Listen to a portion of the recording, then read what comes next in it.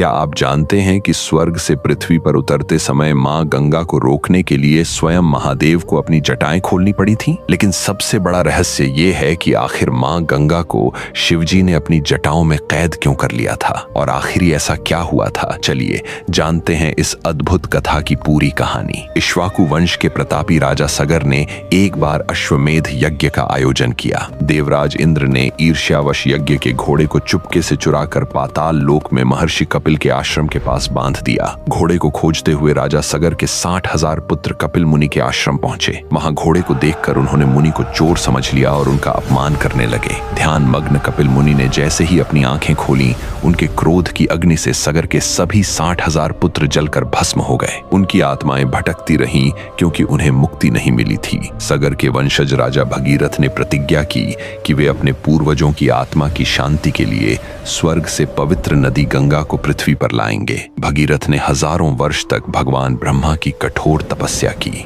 उनकी तपस्या से प्रसन्न होकर ब्रह्मा जी प्रकट हुए और उन्होंने गंगा को पृथ्वी पर भेजने का वरदान दे दिया। तभी ब्रह्मा जी ने भगीरथ को एक चेतावनी दी। उन्होंने कहा, हे भगीरथ, स्वर्ग से पृथ्वी पर उतरते समय गंगा का वेग इतना तीव्र और प्रचंड होगा कि पृथ्वी उसे सहन नहीं कर पाएगी। गंगा के इस प्रचंड प्रवाह से पूरी पृथ्वी नष्ट हो जाएगी।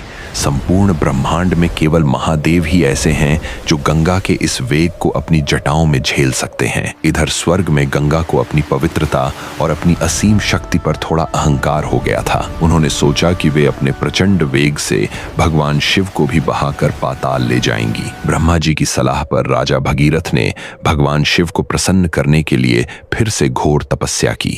भगवान शिव प्रसन्न हुए और उन्होंने गंगा के वेग को अपने सिर पर झेलना स्वीकार कर लिया। जैसे ही मां गंगा अत्यंत अहंकार और गर्जना के साथ स्वर्ग से पृथ्वी की ओर बढ़ी, उनका वेग इतना भयानक था कि प्रलय जैसी स्थिति उत्पन्न हो गई। गंगा के इस अहंकार को तोड़ने और सृष्टि को विनाश से बचाने के लिए महादेव ने अपना विशाल स्वरूप धारण किया और अपनी बिखरी हुई जटाओं को फैला दिया। गंगा जैसे ही शिवजी के मस्तक पर गिरी, वे उनकी घनी, असीम और उलझी हुई जटाओं के भीतर ही खो गईं।